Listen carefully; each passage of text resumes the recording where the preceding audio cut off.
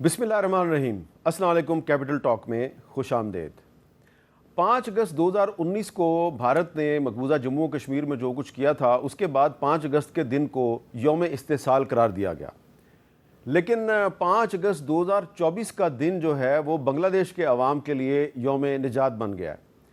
تو یہ جو 5 اگست کا دن ہے یہ بنگلہ دیش کے لیے یوم نجات کیسے بنا ہے اور اس میں ہم سب کے لیے کیا سبق ہے، یہ ایک بڑا ہی اہم سوال ہے، کیونکہ جو بنگلہ دیش کی سابق وزیر اعظم ہے حسینہ واجد صاحبہ، وہ جس انداز میں ڈھاکہ سے ہیلی کاپٹر میں فرار ہوئیں اور بھارت پہنچ گئی ہیں اور اب وہاں سے وہ کہیں اور جائیں گی، تو ان کے فرار کے بعد جو آرمی چیف ہیں جنرل وقارالزمان صاحب، انہوں نے ایک عبوری حکومت قائم کرنے کا اعلان کیا ہے۔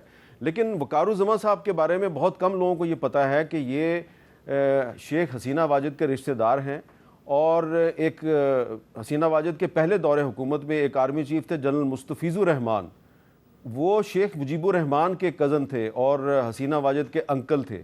تو یہ وقارالزمان صاحب جو ہیں یہ ان کے داماد ہیں، اور ان کی جو بیوی ہے وہ شیخ حسینہ واجد کی بھی رشتہ دار ہے۔ تو اب ان کے لیے بہت بڑا چیلنج ہے۔ وہ شیخ حسینہ واجد نے ان کو دسمبر 2023 میں چیف آف جنرل سٹاف بنایا اور ودن فیو منتھس ان کو آرمی چیف بنا دیا۔ تو اپنی مرضی کا آرمی چیف جو ہے اس کو لانے کا کیا مقصد تھا کہ اپنے اقتدار کو طول دیا جائے، لیکن مرضی کا آرمی چیف جو ہے حسینہ واجد کی حکومت کو بچا نہیں سکا۔ اب کیا ہوگا بنگلہ دیش میں اور اس کے خطے پہ کیا اثرات مرتب ہوں گے؟ پچھلے 2 سال میں یہ دوسرا اہم واقعہ ہے۔ اس سے پہلے 2022 میں سری لنکا میں راجہ پکسا کی حکومت بھی اسی طرح ختم ہوئی۔ راجہ پکسا بھی صدارتی محل چھوڑ کے اسی طرح بھاگے تھے جس طرح آج حسینہ واجد جو ہیں وہ وزیر اعظم ہاؤس چھوڑ کے بھاگی ہیں۔ تو ان معاملات پہ ہم گفتگو کریں گے اور پاکستان کی سیاست کے حوالے سے بھی چیت ہوگی۔ ہمارے ساتھ موجود ہیں جناب سلمان اکرم راجہ صاحب، تحریک انصاف کے رہنما ہیں اور معروف قانون دان ہیں۔ ڈاکٹر ہما بقائی صاحبہ بہت ہی پاکستان کی معروف ایجوکیشنسٹ ہیں، مصنفہ ہیں اور تجزیہ کار ہیں، اور یہاں اسٹوڈیو میں سینیٹر خلیل طاہر سندھو صاحب ہیں، قانون دان ہیں اور مسلم لیگ نون سے ان کا تعلق ہے۔ پہلے میں ڈاکٹر ہما بقائی صاحبہ آپ سے یہی سوال کروں گا کہ یہ جو 5 اگست ہے آج بنگلہ دیش کے عوام کے لیے یوم نجات تو بن گیا، آپ کو لگتا ہے کہ جو نئے آرمی چیف ہیں جنرل وقارالزمان، یہ بنگلہ دیش کے حالات کو سنبھال پائیں گے اور بنگلہ دیش میں جمہوریت برقرار رہے گی؟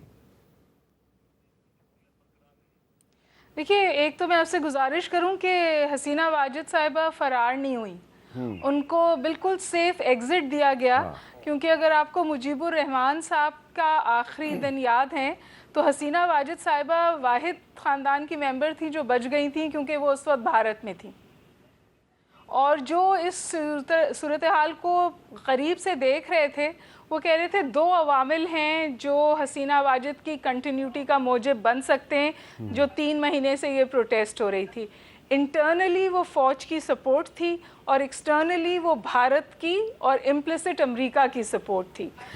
بھارت نے تو ظاہر ہے ایک حد تک سپورٹ کیا، فزیکلی بھی سپورٹ کیا ان کو اس سپریشن میں، لیکن جو آرمی چیف ہیں انہوں نے شروع میں سپورٹ کیا لیکن پھر وہ پیچھے ہٹے، اور آخری خبر شاید یہ آئی ہے کہ حسینہ واجد صاحب کے صاحبزادے نے ان سے کہا کہ آپ ان کا رول کنٹینیو کرائیں، جس کے جواب میں انہوں نے کہا کہ یہ اب پاسبل نہیں ہوگا، اور اگر وہ انہیں اس وقت نہ نکالتے تو بہت اس بات کے امکانات تھے کہ یہ صورتحال بہت اگلی ہو جاتی، بہت بھیانک ہو جاتی، کیونکہ باوجود کرفیو کے جو طلبہ تھے بالخصوص وہ ڈھاکہ کی طرف مارچ کر رہے تھے، اور انہوں نے کچھ مہلت مانگی تقریر کرنے کی جو ان کو نہیں دی گئی، اور اچھا ہی ہوا کیونکہ اس کے بعد انہوں نے بارج ان کیا، اور ابھی بھی جو chief of the army staff ہیں انہیں آ کے یہ کہنا پڑا کہ جی ہم پہ بھروسہ کریں، کیونکہ جو لنکیج آپ نے بتایا ہے اس کی بہت بات چیت ہے بنگلہ دیش میں، اس کی بہت گونج ہے، اور لوگوں نے کہا، اس نے chief of the army staff نے کہا کہ جی آپ ہم پہ بھروسہ رکھیں، ہم صورتحال سنبھال لیں گے، مزید املاک کو نقصان نہ پہنچائیں۔ اور اب وہ جو اسٹوڈنٹس تھے، جو گروپس تھے جس میں خواتین کی بھی بہت بڑی تعداد ہے، وہ سیلیبریٹری موڈ میں چلے گئے تھے، اب وہ ناچ گانا کر رہے تھے اور خوش تھے، لیکن ابھی بھی اسٹریٹس پر ہیں۔ اب دیکھنا یہ ہے کہ یہ ملٹری رول کنٹینیو ہوتا ہے یا جو عبوری حکومت قائم ہوئی ہے اس کے بعد کوئی سیاسی راستہ نکلتا ہے۔ حسینہ واجد صاحبہ کے بارے میں یہ بات سامنے آ رہی ہے کہ شاید وہ UK چلی جائیں اور پھر وہاں سے اپنی جو کیمپین ہے اس کو دوبارہ شروع کریں یا کوئی کم بیک کی کوشش کریں. تو اس وقت بہت situation in state of flux ہے, نہیں کہہ سکتے کیا ہوگا. ٹھیک ہے. اچھا سلمان اکرم رائے صاحب, ظاہری بات ہے کہ پہلے سری لنکا میں راجہ پکسا صاحب جو ہیں وہ اسی طرح صدارتی محل سے فرار ہوئے, لیکن ہما بقائی صاحبہ کہہ رہی ہیں کہ حسینہ واجد فرار نہیں ہوئی, ان کو سیف ایگزٹ دیا گیا ہے, جو کہ کافی بات درست نظر آتی ہے, اس لیے کہ جو جنرل وقار الزماں ہیں وہ تو ان کے رشتہ دار ہیں, اور اپنے رشتہ دار کو آرمی چیف اس لیے بنایا گیا تھا کہ حکومت بچائی جا سکے, تو وہ حکومت تو نہیں بچا سکے, انہوں نے حسینہ واجد کو بچا لیا. لیکن آپ کو یہ جو بنگلہ دیش میں آج جو کچھ بھی ہوا ہے, اس میں پاکستان کے لیے کوئی سبق ہے؟ دیکھیں, میں کوئی غیر ذمہ دارانہ بات نہیں کروں گا کہ اس میں کوئی ہم سمجھیں کہ یہاں بھی ایسا ہی ہونے جا رہا ہے, لیکن ہمیں یہ تاریخ سے سبق سیکھنا چاہیے کہ کسی وقت بھی چنگاری جو ہے وہ بڑھ کر الاؤ کی شکل اختیار کر سکتی ہے. جو کچھ دیگر ممالک میں ہوا ہے وہ آپ عرب سپرنگ کے حوالے سے دیکھ لیں, اچانک کیا ہو گیا, ایک کے بعد دوسرے ملک میں عوام سڑکوں پر آ گئے. بظاہر کوئی توقع نہیں کر رہا تھا کہ ان ممالک میں جہاں کبھی بھی نہ آزادی اظہار تھا, نہ کوئی سیاسی عمل تھا, نہ سیاسی جماعتیں تھیں کوئی خاطر خواہ, لیکن وہاں بھی عوام نے اپنا جو غصہ تھا اس کا اظہار کیا. ہمارے جو ممالک ہیں بر صغیر کے, ان میں ایک بہت قدیم میں کہوں گا اور طوالت سے قائم ایک روایت ہے سیاسی عمل کی, ایک روایت ہے یہاں سیاسی پارٹیوں کی, یہاں روایت ہے احتجاج کی. انگریز کے زمانے سے معاملہ شروع ہوتا ہے. لہٰذا ان ممالک میں یہ سمجھنا کہ یہاں کے عوام بس خاموش رہیں گے, کچلے رہیں گے, کچھ نہیں کریں گے, سب حالات قابو میں رہیں گے, یہ ایک خام خیالی ہے. کسی وقت کچھ بھی کہیں بھی ہو سکتا ہے, اور آج پاکستان میں ہمیں جو صورتحال نظر آ رہی ہے وہ یقیناً تسلی بخش نہیں ہے. وہ پارا چنار ہو, وہ بلوچستان کے بڑے علاقے ہوں, وہ خیبر پختونخوا کے علاقے ہوں, وہ پنجاب ہو, آج سوابی میں ایک بڑا اجتماع ہو رہا ہے, بنو میں جو اچانک ہوا آنن فانن. تو ہمارے ہاں حالات ٹھیک نہیں ہیں, ان حالات کو ہمیں ٹھیک کرنا ہے اور بالکل سری لنکا یا بنگلہ دیش جیسی صورتحال پیدا نہیں ہونے دینی. جو سیاسی عمل کی بات اب وہاں ہو رہی ہے, سیاسی راستے کی بات اب ہو رہی ہے, وہ سیاسی راستہ ہمیں پہلے اپنا لینا چاہیے. ہماری معیشت کے لیے بھی یہ ضروری ہے, ہمارے سیاسی عمل کے لیے, ریاست کے استحکام کے لیے یہ ضروری ہے کہ ہم بات چیت کا راستہ اپنائیں, اور یہ مت سمجھیں کہ یہاں پہ کچھ نہیں ہوگا, یہاں کی سڑک ہمیشہ خاموش رہے گی. کسی وقت بھی خدا نخواستہ کچھ ہو سکتا ہے. اچھا, لیکن یہ ہمارا جو راول پنڈی ہے اس کا ایک فیض آباد چوک ہے وہ ہمیشہ ہی گرم رہتا ہے, اور اس وقت بھی بہت گرم ہے, اور اس وقت بھی جماعت اسلامی کے بہت بڑی تعداد میں لوگ جو ہیں وہاں پہ بیٹھے ہوئے ہیں. وہاں پہ حافظ نعیم الرحمان صاحب نے کوئی بنگلہ دیش کی آج کی صورتحال کا ذکر کیا ہے, سنیں وہ کیا کہہ رہے ہیں. دیکھو بنگلہ دیش کے حالات, اگر عوام اپنے طور پر نکل کر کھڑے ہو جائیں حالات قابو میں نہیں رہیں گے. وزیر اعظم صاحب, پہلے تو آپ لوگ فرار ہوتے رہے ہیں, پھر حالات ایسے خراب نہ ہو جائیں کہ آپ کو نہ کوئی لانچ پکڑنے کا موقع ملے, نہ ایئرپورٹ پہ جانے کا موقع ملے. قبل اس کے کہ صورتحال تمہارے قابو سے باہر ہو جائے, عوام کو ریلیف دو, بجلی کے بل کم کرو, آئی ٹی پیز کو لگام دو, پورے پاکستان میں دھرنے ہوں گے.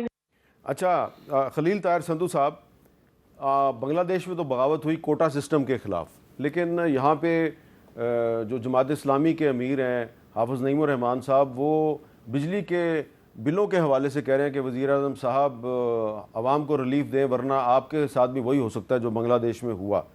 تو آپ کو کوئی آج جو بنگلہ دیش میں ہوا ہے اس سے کوئی آپ کو کوئی انڈیکیشن مل رہی ہے کہ آپ کو واقعی عوام کے مسائل حل کرنے کے لیے کچھ سیریسنس دکھانی چاہیے؟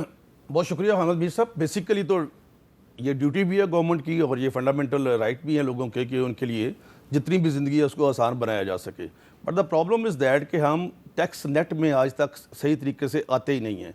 جن ملکوں کی ہم بات کرتے ہیں جن کو ہم ترقی یافتہ ممالک کہتے ہیں, وہاں پہ لوگ ٹیکس اس لیے دیتے ہیں تاکہ ان کی سیفٹی ہو زندگی کی, ان کو بل کم آئے, اور ان کا جو ٹیکس دیتے ہیں وہ خرچہ جو ہے کمزور لوگوں پہ خرچ کرتے ہیں.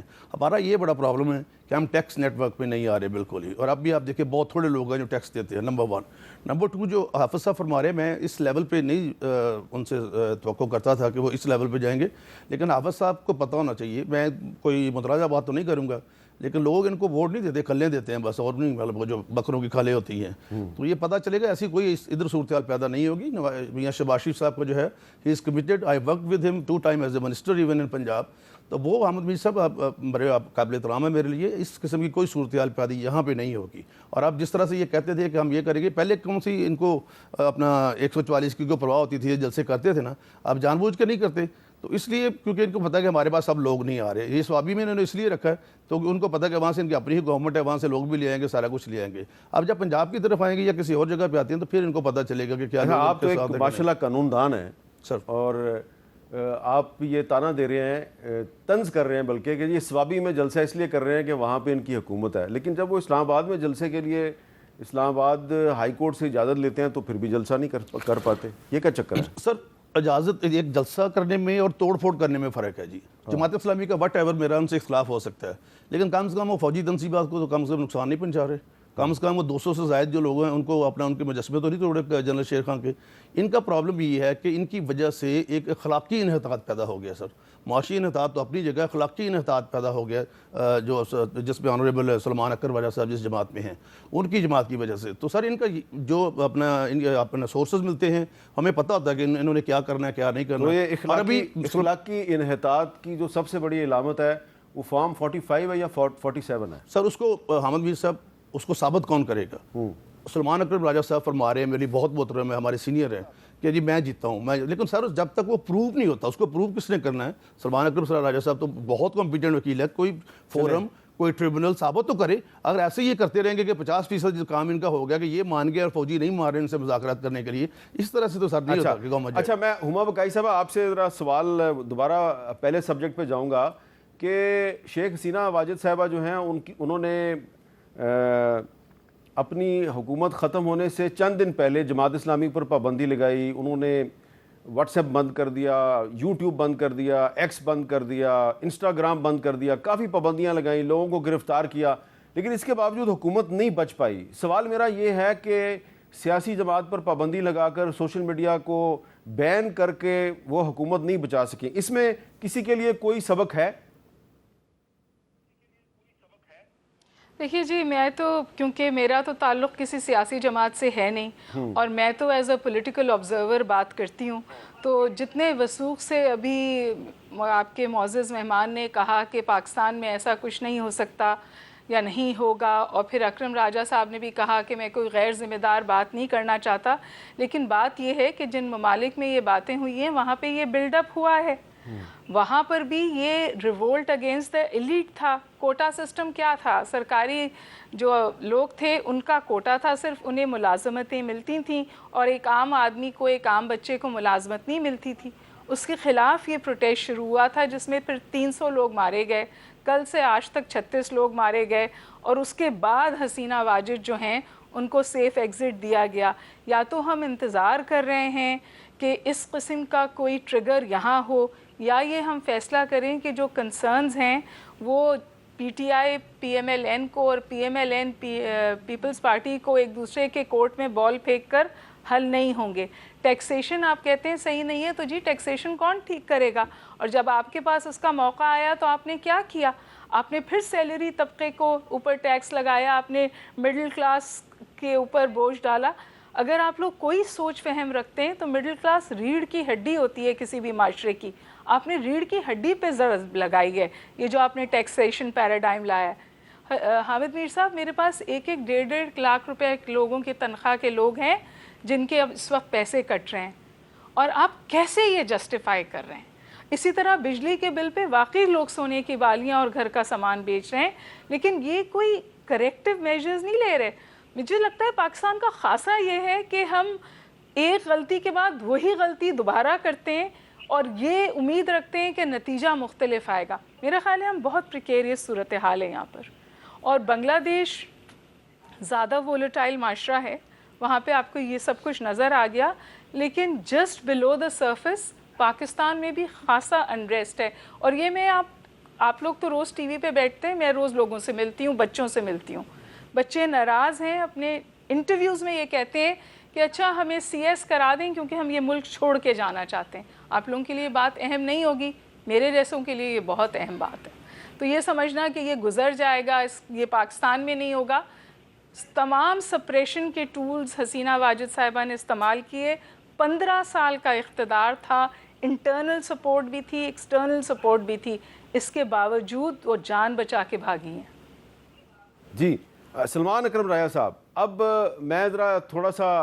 میں بھی ذرا محتاط ہی سوال کرتا ہوں. غیر ذمہ دارانہ گفتگو کی طرف میں آپ کو انسٹیگیٹ نہیں کروں گا، لیکن جو پابندی لگائی حسینہ واجد صاحبہ نے بنگلہ دیش میں جماعت اسلامی پہ، ویسی ہی پابندی کی باتیں پاکستان میں بھی ایک جماعت پہ ہو رہی ہیں. تو اس جماعت کا نام لیے بغیر آپ بطور ایک قانون دان کے ہمیں بتائیں گے کہ اگر اس جماعت پر پابندی لگ جاتی ہے تو کیا وہ برقرار رہے گی؟ نہیں کیوں نہ نام لیں جی. پی ٹی آئی پہ پابندی کی بات ہو رہی ہے نا، اور میں بالکل مکمل اتفاق کرتا ہوں ڈاکٹر بقائی صاحبہ سے. میں نے خود پہلے کہا کہ یہ پارا چنار سے گوادر تک معاملات ٹھیک نہیں ہیں. بنوں میں جو ہوا، جو عرب دنیا میں ہوا، یہ ایک چنگاری الاؤ بننے میں دیر نہیں لگتی. تو یہ جو بات اب ہو رہی ہے کہ جماعت پر پابندی لگائیں، یہ انتہائی میری نظر میں خطرناک بھی ہے اور بے وقوفانہ بھی ہے.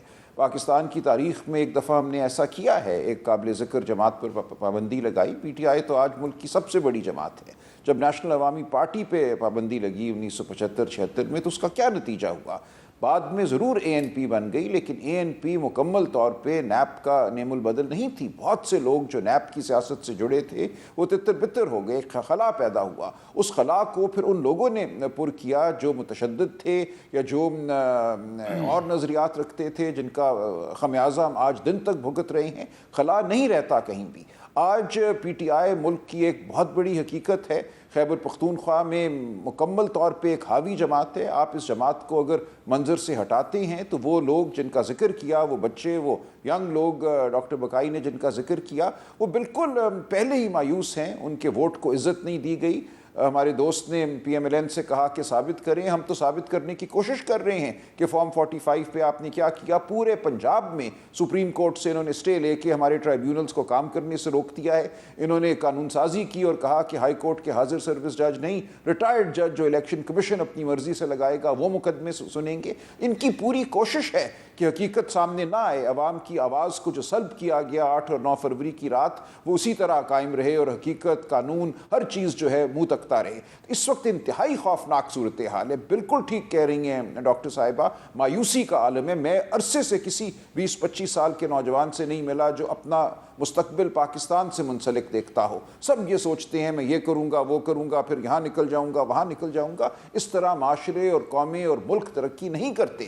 جب تک آپ کا ایک والہانہ لگاؤ اپنے معاشرے اور اپنے ملک سے نہ ہو، آپ صرف یہ سمجھیں کہ ڈنڈے کے زور سے ہم لوگوں کو خاموش رکھیں گے اور ملک ترقی کرے گا. ایسے نہیں ہوتا. ہمارے لوگوں کا، ہمارے ملک کا ایک مزاج ہے. ہم جمہوری لوگ ہیں، ہم بات کرنے والے لوگ ہیں، ہم ووٹ دینے والے لوگ ہیں. آپ ہمارے ساتھ یہ مذاق نہیں کر سکتے. آپ نہیں اس ملک کو دبا کے چلا سکتے. تو بالکل ہم ایک خوفناک موڑ پہ کھڑے ہیں. ہمیں اگر آگے یہاں سے بڑھنا ہے تو وہ افہام کے ساتھ آگے بڑھنا ہوگا، گفتگو کے ساتھ آگے بڑھنا ہوگا. عوام کو ہمیں وقت دینی ہوگی. کوئی کہتا ہے یہ تو ہٹلر یوتھ ہیں، کوئی کہتا ہے یہ تو دیوانے ہیں، یہ تو سحر زدہ ہیں. یہ بے وقوفانہ گفتگو ہے.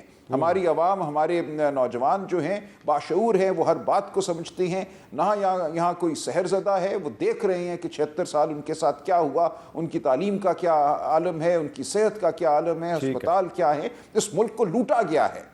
اس لیے اب آپ کو سننا ہوگا ہمارے بچوں کو، ہمارے نوجوانوں کو. اچھا سینیٹر خلیل طاہر سندھو صاحب، آپ کیونکہ قانون دان ہیں تو میرا آپ سے سوال یہ ہے کہ یہ اب لگ یہ رہا ہے کہ آج تو کیونکہ پی ٹی آئی کے ایک ایم این اے صاحب جو ہے وہ وفات پا گئے، تو آج اسمبلی کا اجلاس جو ہے اس میں وہ نہیں ہوا جس کا کہ پلان تھا. لیکن کل پرسوں جب بھی اسمبلی کا اجلاس ہوگا تو وہ ایک قانون جو ہے جو پاس ہو جائے گا، جو کہ اسٹینڈنگ کمیٹی سے بھی پاس ہو گیا ہے. تو اس کے بعد سپریم کورٹ کا جو فیصلہ ہے ریزرو سیٹوں پہ، اس پہ تو عمل درآمد کرنے سے حکومت مکمل طور پہ انکار کر چکی ہے. تو کیا اس کے بعد جو ادارے ہیں ان کے درمیان جو ٹکراؤ ہے اس سے صورتحال بہتر ہو جائے گی یا مزید خراب ہوگی؟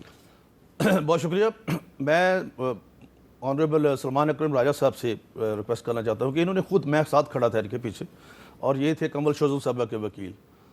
سر نے خود کہا وہاں پہ سپریم کورٹ میں ہاں کہ یہ ہماری سیٹیں نہیں بنتی جی، پی ٹی آئی کی سیٹیں نہیں بنتی. اور کنول شوزب بھی انہوں نے کہا جی وہ پی ٹی آئی کے امیدوار نہیں ہیں، یہ دوسری طرف سے میں ان کا وکیل بنا ہوں، یہ پی ٹی آئی کی طرف سے نہیں ہے. تو سر مجھے صرف یہ اتنا بتا دیں کہ جو جب بھی ہے صادق اور امین کا جو وہ کہتے ہیں کہ سیدھا ثاقب نثار نہ وچھڑے، جو انہوں نے وہاں پہ کیا اور آئین کو ری رائٹ کر دیا سر، وہاں پہ بھی جب حمزہ صاحب کی گورنمنٹ تھی پنجاب میں. اب کیا ہوگا سر؟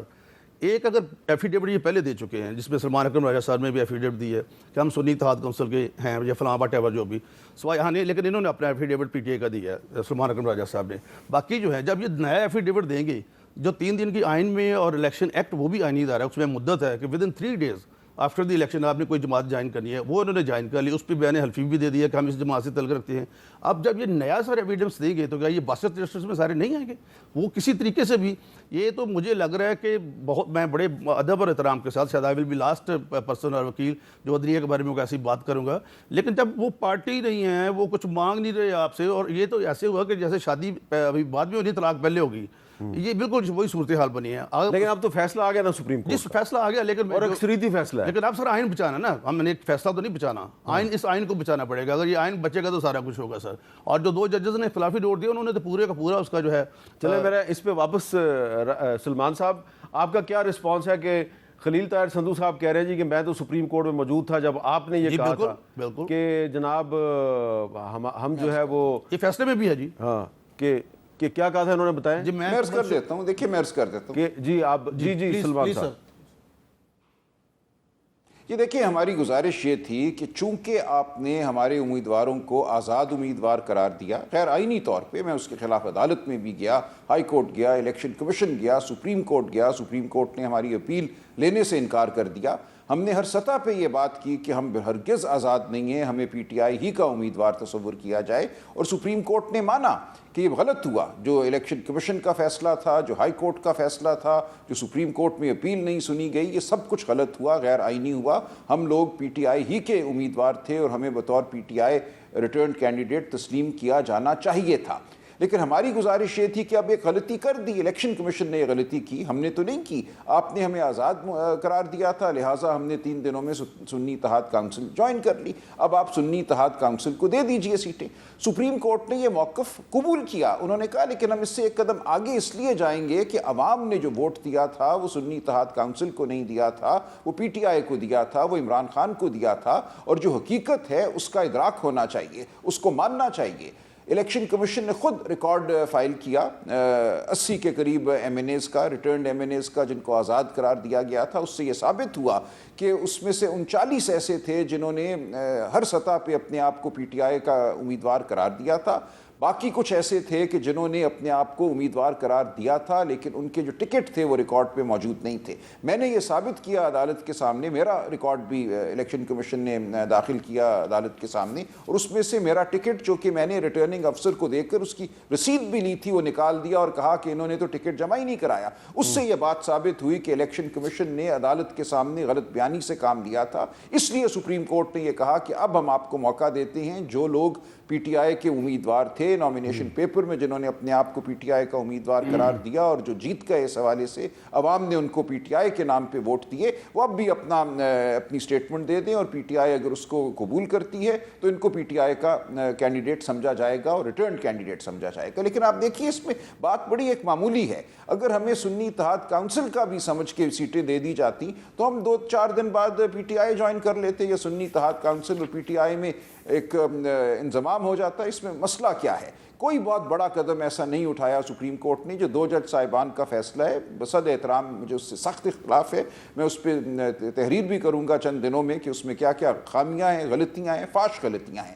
اس لیے جو اکثریت نے کیا بالکل وہ آئین کے متن کے اور آئین کی روح کے مطابق ہے، اور اس نے عوام کا جو فیصلہ تھا اس کو معتبر قرار دیا ہے، جمہوریت کو معتبر قرار دیا ہے، اور یہ کہا ہے کہ اگر آپ نے سیٹیں جیسے خیبر پختونخوا میں جس جماعت نے 3 سیٹیں جیتی تھی وہ 10 مخصوص نشستوں کی امیدوار بن کے کھڑی ہو گئی کہ ہمیں دے. تو یہ ایک مذاق ہو رہا تھا آئین کے ساتھ.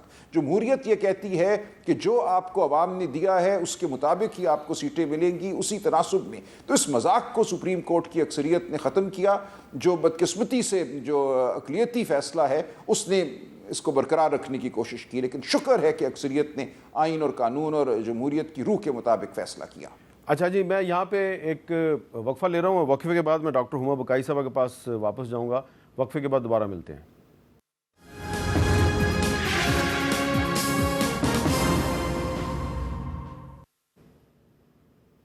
کیپٹل ٹاک میں دوبارہ خوش آمدید. ڈاکٹر ہما بقائی صاحبہ کراچی سے ہمارے ساتھ گفتگو میں شریک ہیں. ڈاکٹر صاحبہ، آپ ایک انڈیپینڈنٹ آبزرور ہیں، آپ نے کتابیں لکھی، آرٹیکل لکھتی ہیں، بچوں کو پڑھاتی ہیں.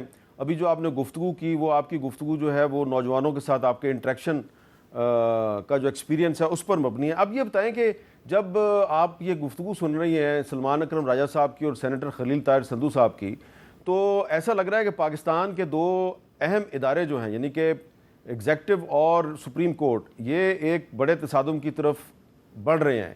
اداروں کا آپس میں تصادم ہونے والا ہے. اس تصادم کو ایک ایجوکیشنسٹ کی حیثیت سے آپ کیسے دیکھتی ہیں کہ پھر جو نوجوان نسل ہے وہ آپ سے پھر کیا بات کرے گی؟ میں آپ سے گزارش کروں، کیونکہ آپ نے میرے لیے جواب دینا بہت آسان کر دیا، اور میں یہ اس کا جواب دوبارہ بنگلہ دیش سے ہی شروع کرتی ہوں. حسینہ واجد صاحبہ 15 سال سے اقتدار پہ قابض تھیں، اور اس اقتدار کے دوران انہوں نے بہت سپریشن کی. آپ کو یاد ہے جماعت اسلامی کے لوگوں کو ہینگ بھی کیا، پھر وہ جماعت کالعدم بھی قرار دی گئی، اور ان کے ہر الیکشن پر یہی سوال اٹھتا رہا کہ یہ الیکشن وہ اداروں کی مدد سے جیتتی ہیں، اپنے بل پر نہیں جیتتی. حتیٰ کہ آخر میں جو معاشی انڈیکیٹرز بنگلہ دیش سے بہت عمدہ آ رہے تھے، پھر اس پہ بھی ایک رپورٹ آئی کہ وہ انڈیکیٹرز بھی جھوٹے تھے، اور وہ اس لیے وہ دکھاتی تھیں تاکہ اقتدار پہ قابض رہیں. کبھی کبھی جو کچھ بنگلہ دیش میں ہو رہا ہے اس کی باز گشت مجھے اپنے ارد گرد بھی سنائی دیتی ہے. ہماری سیاست میں ایک بڑا وتیرہ تھا، اور وہ یہ تھا کہ that the book used to stop somewhere. یا تو جب بھی حالات خراب ہوتے تھے یا اسٹیبلشمنٹ سنبھال لیتی تھی، اور اسٹیبلشمنٹ کا ساتھ عدلیہ دیتی تھی، دا فیمس ڈاکٹرن آف نیسیسٹی. اب اس وقت ادارے آپس میں بھی تصادم میں ہیں اور اداروں کے اندر بھی تصادم ہے. اور میں اس بات پہ بات ختم کروں گی، میں کیونکہ تھوڑی سی تعلیمی بات کرتی ہوں. ایک ہارورڈ کا پروفیسر تھا، وہ کہتا ہے یہ بات اہم نہیں ہے کہ آپ کی کہانی صحیح ہے یا غلط ہے، بالخصوص سیاست میں. بات یہ ہے کہ آیا آپ کی کہانی یا آپ کا بیانیہ بک رہا ہے یا نہیں بک رہا. اس وقت جو گفتگو ہو رہی ہے آپ کے اسٹوڈیو میں، اس بیانیے کے خریدار کم ہوتے چلے جا رہے ہیں. اور آپ جتنی بھی باتیں کر لیں پی ٹی آئی کے حوالے سے، میں تو آپ سے نام لے کے کہہ رہی ہوں، گراؤنڈ پہ سپورٹ شاید اسٹرانگ ہو رہی ہے. اور اگر آپ پی ٹی آئی کو بھی اپنا ٹائم پورا کرنے دیتے تو آج یہ مسئلہ کھڑا نہیں ہوتا. آپ نے بلے پہ بھی سیاست کر لی، سیٹوں پہ بھی سیاست کر لی، فارم پہ بھی سیاست کر لی، لیکن آپ نہیں توڑ پائے ہیں اس سپورٹ کو. یہ میں آپ کو بالکل گراؤنڈ ریالٹی بتا رہی ہوں. جو عام لوگ مجھ سے ہر وقت ملتے ہیں، دودھ والے، کام کرنے والے، سڑک پہ بچے، یوتھ، وہاں ایک بہت ٹینجیبل سپورٹ ہے. کیا پی ٹی آئی اس کو صحیح طور پہ ہینڈل کر رہی ہے؟ اس کے حوالے سے بھی بہت بڑا سوال ہے. پی ٹی آئی بھی اب تقریباً ایک حصول اقتدار کی جنگ میں کسی اور طرف نکل گئی ہے. جو نگلیکٹڈ کمپوننٹ ہے نا اس میں حامد میر صاحب، وہ معاشرہ ہے، ہم ہیں، مڈل کلاس، اور ہمارے بچے ہیں. اچھا، اب خلیل طاہر سندھو صاحب، آپ پتہ نہیں اتفاق کرتے ہیں یا نہیں کرتے، لیکن تحریک انصاف شاید آپ کے لیے اسی لیے آپ کے خلاف ابھی تک تحریک نہیں چلا سکی کہ بقول ہما بقائی صاحبہ کہ وہ بھی شاید پاور پالیٹکس ہی کرنا چاہ رہے ہیں. اگر وہ چاہیں تو اسلام آباد میں یا کسی پنجاب کے اور شہر میں کچھ نہ کچھ کر سکتے ہیں، لیکن انہوں نے بھی راستے جو ہے نا وہ کھلے رکھے ہوئے ہیں، دروازے بند نہیں کیے کہ کسی کو اتنا غصہ نہ دلاؤ کہ وہ پھر مستقل طور پہ آپ کو خدا حافظ کہہ دے. تو کچھ آپ کو لگ رہا ہے کہ اسلام آباد میں سب ٹھیک ہے آپ کے لیے یا کچھ خراب ہے؟ میں تو جو ذاتی طور پر حامد میر صاحب سمجھتا ہوں کہ ایوری تھنگ از اوکے. اور جو ابھی ہما بقائی صاحبہ بات کر رہی تھی، میں تو انتہائی ادب کے ساتھ، کچھ باتیں انہوں نے پرووکنگ بھی کی ہیں کہ پرووک کرنے کی، لیکن میں کوئی اس میں نہیں، ان کی نیت پرووک کرنے کی نہیں، وہ ایک ایجوکیشنسٹ ہے. میں ان سے ویسے جسٹ میں انتہائی ادب اور احترام کرتا ہوں ان کا بھی. لیکن پرابلم از دیٹ کہ جس طرح آپ کہنے پارلیمان نے 5 سال پورے کرنے ہوتے ہیں، کسی ایک سیاسی جماعت نے 5 سال پورے نہیں کرنے ہوتے. اور پھر جو سلمان اکرم راجہ صاحب نے فرمایا کہ جج بدل دیا، یہ کیا، آرٹیکل 219 کانسٹیٹیوشن پاکستان کہتا ہے کہ یہ الیکشن کمیشن کا کام ہے کہ اس نے ٹرائبیونل مقرر کرنے ہیں. This is not the work of the high court. یہ تو اس میں لکھا ہے سر, اس سے ایگری کریں گے سلمان اکرم راجہ صاحب. تو اس لیے جو وہ آئینی ادارہ ہے, البتہ آپ ہر دفعہ ایک دن پہلے قاضی فائز صاحب کو جو کچھ کہہ رہے تھے, جو کچھ ان کے خلاف کیا گیا, سیکنڈ ڈے میں انہوں نے کہنا شروع کر دیا کہ وہ ہمارے لیے اب نجات دہندہ ہیں, یہ ہیں, وہ سارے سیویئر ہیں ہمارے. اس لیے کوئی ایسی بات نہیں. اور دوسرا جو ابھی بات ہوئی کہ ان کو پورے کرنے دیے جاتے, آرٹیکل 95 کے تحت جو کانسٹیٹیوشن پاکستان کا ہے اس کے تحت عدم اعتماد ان پہ آئی تھی, یہ نہیں کوئی ایسی بات ہوئی تھی. اور اس کے حوالے سے پھر کیا ہوا کہ جو ڈپٹی اسپیکر تھا, جو اپنا 42 ماہ سر اسٹے پہ رہا, احمد میر صاحب, اور وہ چھوڑ کے اس نے اسمبلی توڑنے کی بات کر دی, جس پہ پرائم منسٹر اور پریزیڈنٹ صاحب نے ایگری کر لیا. اور پھر جو فیصلہ تھا سپریم کورٹ کی جو اپیل تھی نمبر 1, پتہ ہوگا ان کو, ڈیفینیٹ سلمان اکرم راجہ صاحب کو, بہت میرے سے تو بہت زیادہ کمپیٹنٹ لائر ہیں, کہ انہوں نے لکھا, جسٹس مظاہر عالم مندوخیل میرا خیال ان کا نام تھا, مظہر عالم مندوخیل, ان کا پیرا نمبر 8 ہے جو ججمنٹ کا, کہ یہ ان کے خلاف آرٹیکل 5 جو ہے وہ پروو ہو گیا ہے. اب آنے والی کوئی بھی پارلیمنٹ ہوگی وہ لگائے گی آرٹیکل 6, یا نہیں لگاتی ہے ان پہ چھوڑا جاتا ہے. قاسم سوری کے, اپنا عمران خان کے, اور صدر علوی صاحب کے.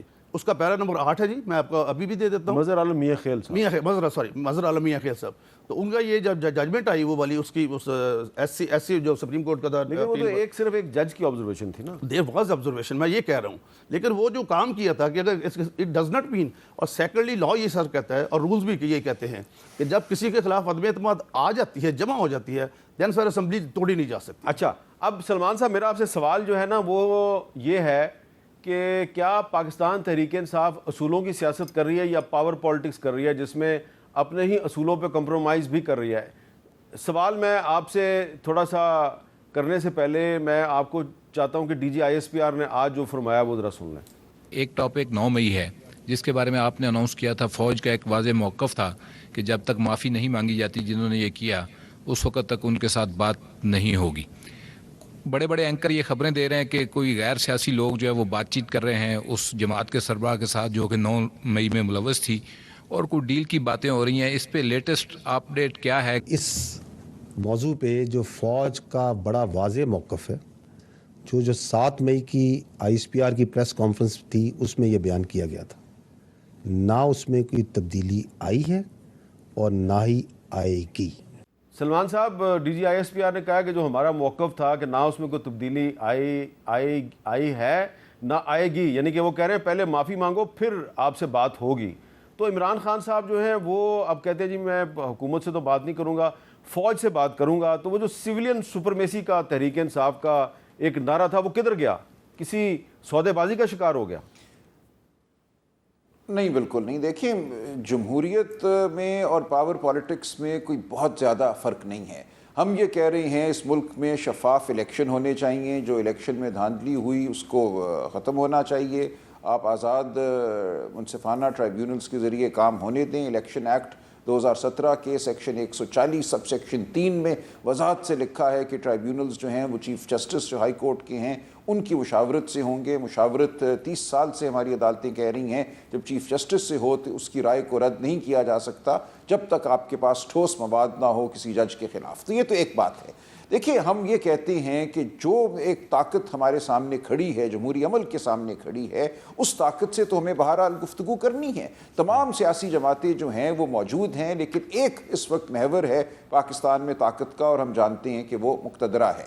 جب تک مقتدرہ جو ہے بات کرنے پہ مائل نہیں ہوتی, جب تک وہ اس بات کی حامی نہیں بھرتی کہ اس ملک میں جمہوری عمل کو آگے چلنا چاہیے, جمہوریت ہونی چاہیے, ہم جو مرضی کر لیں. دیکھیے, ہم سب نے مل کر کوئی دھاوا تو نہیں بولنا. نہ 9 مئی کو یہ ارادہ تھا, نہ کوئی ایسی منصوبہ بندی تھی. جو 9 مئی کو ہوا, ہم بارہا کہہ چکے ہیں کہ جو لوگ قصوروار ہیں ان کو سزا دی جائے, سی سی ٹی وی فوٹیج سامنے لائی جائے. یہ کیسے ہو گیا کہ 6 مختلف مقامات کی سی سی ٹی وی فوٹیج جو ہے وہ گم ہو گئی یا کٹی پٹی حالت میں میسر ہے؟ ہم کہتے ہیں مکمل فوٹیج لائیں. کون تھا جو وہاں اشتعال دلا رہا تھا, کون اکسا رہا تھا, کس نے آگے بڑھ کر کچھ کیا؟ ہمارے لوگ اس میں اگر شامل تھے, 30 تھے, 40 تھے, 50 تھے, 100 تھے, تو ان کو سزا دیں. لیکن جو ہزاروں لوگوں کو گرفتار کیا گیا 9 مئی کو, 10 مئی کو, اور اس کے بعد سے جو سینکڑوں لوگ بھگت رہے ہیں, گھروں میں جا کر توڑ پھوڑ کی گئی, چادر چاردیواری کا تقدس پامال کیا گیا, یہ سب باتیں تو 9 مئی سے نہیں پھوٹتی تھیں. ہمیں 9 مئی کے معاملات کو بالکل دیکھنا ہے, قصورواروں کو سزا دینی ہے, لیکن اس کے بعد جو جبر ہوا ہے, جو ظلم ہوا ہے, اس کا بھی ازالہ کرنا ہے تاکہ اس معاشرے میں کچھ چین پیدا ہو سکے. بہت بربریت ہوئی ہے, میں آپ کو یقین سے یہ کہتا ہوں. مجھے اپنے الیکشن کے دوران پتہ چلا جب میں ان لوگوں سے ملا جن سے شاید میں پہلے نہیں ملا تھا. گلیوں میں چھوٹے چھوٹے گھروں میں جا کے جو کچھ ہوا ہے وہ رونگٹے کھڑے کر دینے والی بات ہے. ہمیں اس تمام بات پہ معافی بھی مانگنا ہوگی, جو ظلم ہوا ہے اس کی بھی معافی مانگنا ہوگی, اور 9 مئی کو جو ہوا جو قصوروار ہیں ان کو سزا دیں, اور ہم آگے بڑھیں, سیاسی عمل کو آگے بڑھائیں. اب ہم سیاسی عمل کو اس ملک کو 9 مئی کے کھونٹے کے ساتھ باندھ کے نہیں بیٹھ سکتے. بالکل انصاف ہونا چاہیے, قانونی عمل شفافیت سے بڑھنا چاہیے. ذرا وضاحت کر دیں کہ آپ کیا کہہ رہے ہیں, کس کو کس سے معافی مانگنی چاہیے؟ دیکھیں, ہر دونوں فریقین کو جو 9 مئی کے بعد ہوا وہ بھی ایسا ہے کہ اس پہ معافی مانگی جائے. ملٹری کورٹس میں سال سے زیادہ ہو گیا, لوگ پڑے ہوئے ہیں, جو ان کی حالت ہے وہ ابتر ہے. سپریم کورٹ میں چند ہفتے پہلے میں نے بتایا کہ ان کو پاؤں میں بیڑیاں باندھ کے, ہاتھ کمر کے پیچھے باندھ کے, سر پہ کالا غلاف ڈال کے ان کو ان کے لواحقین سے ملایا جاتا ہے. سپریم کورٹ نے حکم دیا کہ ایسا نہ کرو. لوگ ڈائبٹیز کا شکار تھے, ان کو کھانا نہیں دیا جا رہا تھا مناسب. بہت کچھ ہوا ہے. اس لیے دیکھیں, اگر ہم نے ماضی کے حوالے سے بیٹھے رہنا ہے تو ہم آگے نہیں بڑھ سکیں گے. معافی سب کو مانگنی چاہیے, اور میں پھر یہ کہتا ہوں کہ 9 مئی کو جو ہوا اس کا جو کوئی قصوروار ہے آپ اس کو سزا دیجئے, لیکن آئین کے مطابق, قانون کے مطابق دیجئے. اس کو ایک سیاسی, ایک جس کو ہم وچ ہنٹ کہتے ہیں, یا سیاسی طور پہ کسی کو معطوب کرنے کا ذریعہ نہ بنائیے. واقعتاً قانون کے مطابق 40, 50, 100, 150 جتنے بھی لوگ ہیں ان کو سزا دیجئے. لوگ اس وقت کوٹھریوں میں پڑے ہوئے ہیں 12, 13, 14 مہینوں سے. مقدمات اس لیے نہیں چل رہے کہ آپ نے ہزاروں لوگوں کو ملوث کیا. جب عدالت میں معاملہ جاتا ہے تو گواہی شہادت آپ دے نہیں سکتے. معاملہ اس لیے طول پکڑتا ہے. اگر صحیح کیس بنائے ہوتے, انہی 40, 50 لوگوں کے خلاف FIR ہوتی تو مقدمے ختم ہو چکے ہوتے اب تک. جی, ایک مجھے بریک لینی ہے. بریک کے بعد جو آج سینٹ میں ایک ہم نے صورتحال دیکھی کہ وہ یوم استحصال کشمیر کا معاملہ ہے. اس پہ ہمیں مسلم لیگ نون اور تحریک انصاف کے درمیان کچھ اچھی کوارڈینیشن نظر آئی, اتفاق رائے نظر آ رہا تھا. کیا یہ اتفاق رائے دیگر معاملات پہ بھی ہو سکتا ہے؟ اس پہ بات کرتے ہیں وقفے کے بعد.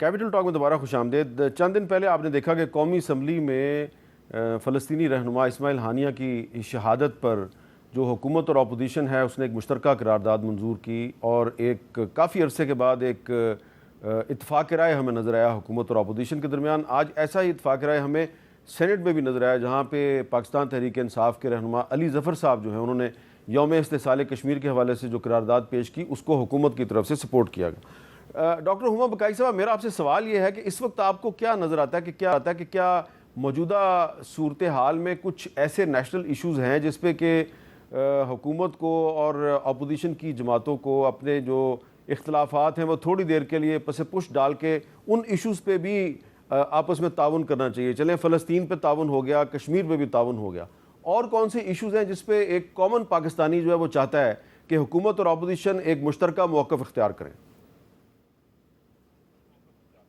دیکھیے جی, فلسطین پر ایک مشترکہ موقف دینا اور کشمیر پر ایک مشترکہ موقف دینا کی تو کوئی قیمت نہیں ہے نا, کوئی کاسٹ انوالوڈ نہیں ہے نا. یہ تو بہت ایک اچھی سی تقریر کرنی ہے جو ٹی وی پہ سنائی دے گی اور آپ واہ واہ کر کے باہر نکل جائیں گے. نہ تو آپ نے کشمیر آزاد کرانا ہے, نہ آپ کو فلسطین آزاد کرانا ہے.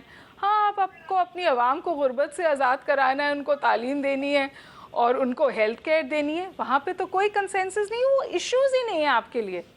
اس وقت آپ پوری ڈیبیٹ میں بہت معذرت کے ساتھ آپ سے گزارش کروں, آج میں نے بہت عرصے بعد آپ کا پورا شو بائی ڈیفالٹ سن لیا.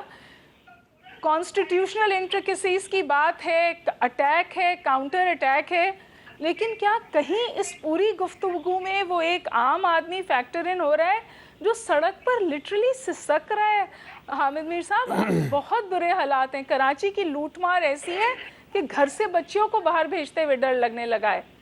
ایسی لوٹ مار ہے کراچی میں, چاہے آپ گھومنے پھرنے نکلیں, چاہے آپ شاپنگ کرنے نکلیں, آپ لٹ سکتے ہیں اور آپ کو مار دیا جائے گا. نہ کوئی پوچھنے والا ہے, نہ کوئی داغ رسائی کرنے والا ہے. میں آپ سے گزارش کروں کہ شاید میں اس بحث سے باہر ہوں, کیونکہ جو باتیں, جو کانسٹیٹیوشنل انٹریکسیز, جو ہائی ساؤنڈنگ باتیں آپ دونوں لوگوں نے کی ہیں, آپ بہت بڑے قانون دان بھی ہیں, بہت بڑے سینیٹر بھی ہیں, لیکن آپ کی اس پوری بحث میں میں کہاں ہوں؟ ایک عام آدمی کہاں ہے, میرے بچے کہاں ہیں؟ جی, یہ آپ نے ایک بڑا اہم سوال اٹھایا ہے. تو سینیٹر خلیل طاہر سندھو صاحب, آپ بہت بڑے قانون دان ہیں اور ماشاءاللہ آپ بہت بڑے سینیٹر ہیں, لیکن آپ کی گفتگو میں ڈاکٹر ہما بقائی صاحبہ جو ایک بہت چھوٹی سی ماہر تعلیم ہے، وہ اپنے آپ کو کہیں پہ ڈھونڈ رہی ہیں، وہ کہہ رہی ہیں، تلاش کر رہی ہیں میں کہاں پہ ہوں. جی حامد میر صاحب، سب سے پہلے تو میں شکر گزار ہوں آج سلمان اکرم راجہ صاحب کا کہ انہوں نے الیکشن ایکٹ کو مان لیا، ورنہ وہ کہتے تھے آئین سپریم ہے ہمیشہ، اور اگر آئین سپریم ہے تو پھر آرٹیکل 219 جو سی ہے وہ کہتا ہے کہ الیکشن کمیشن نے ٹرائبیونل مقرر کرنے ہیں. نمبر 1. نمبر 2 سر، ہم تو میں نے اسمبلی میں بھی اور 4 دفعہ پنجاب میں بھی منسٹر رہا ہوں، ادھر بھی آ کے بات کی ہے، یہی کی ہے کہ کچھ کامنلٹیز جو ہیں اس پہ اکٹھے ہو جائیں، کامن مین کی بات کریں جس کا جسم اور روح کا رشتہ برقرار رکھنا مشکل ہوا ہے. یہ یقیناً درست بات انہوں نے فرمائی ہما بقائی صاحبہ نے، لیکن کوئی بیٹھے کو بات تو کرے. جی ہماری تو پرائم منسٹر نے سب سے پہلے ان کو دعوت دی کہ آپ گورنمنٹ بنائیں، یہ ادھر بھی نہیں آئے، اور پھر کہنا کہ اسکولوں میں آپ جائیں گے آپ کے بچوں کو لوگ ماریں گے، آپ کو رشتے نہیں دیں گے، اتنی مطلب اس لیول پہ، اور پھر جاتے جاتے کہہ گئے جی ہم نے بارودی سرنگیں بچھا دی ہیں. ایک وقت تھا نا 2017 میں، جی جب روٹی 2 روپے کی تھی، سونا 54,000 روپے کا تھا، پیٹرول اپنا تھا 110 پہ، اور ڈالر تھا 104 روپے 96 سے. تو آخر کچھ تو ہوا نا 42 ماہ میں کہ جو بارودی سرنگیں بچھائی ہیں، جو شوکت ترین صاحب نے اپنے دونوں وزرائے کو کہا، جو بعد میں ٹیپ بھی ہوئی بات اور چلی بھی کہ آپ یہ آئی ایم سے مادہ توڑ دے، سارا کچھ کر دے. حالانکہ اس سے کووننٹ کہ اگر آئی ایم سائن نہیں کرے گا تو باقی ممالک بھی آپ کو مدد نہیں دے سکتے کسی صورت میں بھی.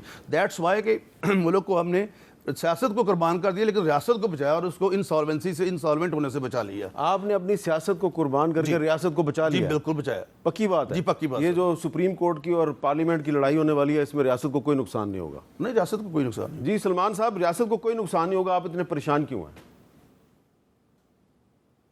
نہیں، پریشانی کی بات نہیں ہے. دیکھیں، سپریم کورٹ اور آئین کو چھٹلانا ظاہر ہے ایک بہت بڑی بات ہے اور ہم اس کا دفاع کریں گے، لیکن جو بات ڈاکٹر بقائی نے کی وہ بہت اہم ہے اور بنیادی ہے. لیکن دیکھیں، جو معاشی معاملات ہیں، جو تحفظ کے معاملات ہیں، وہ سیاسی اور آئینی معاملات سے علیحدہ نہیں ہیں. میں بصد احترام کہوں گا، آئینی معاملات کا یہ مطلب نہیں ہے کہ کوئی کتابی باتیں ہیں جو کسی اور دنیا میں ہوتی ہیں اور ان کا سیاست، معیشت، استحکام، امن عامہ سے کوئی تعلق نہیں ہے. سب کچھ جڑا ہوا ایک مربوط نظام ہے جس کے تحت زندگی گزرتی ہے.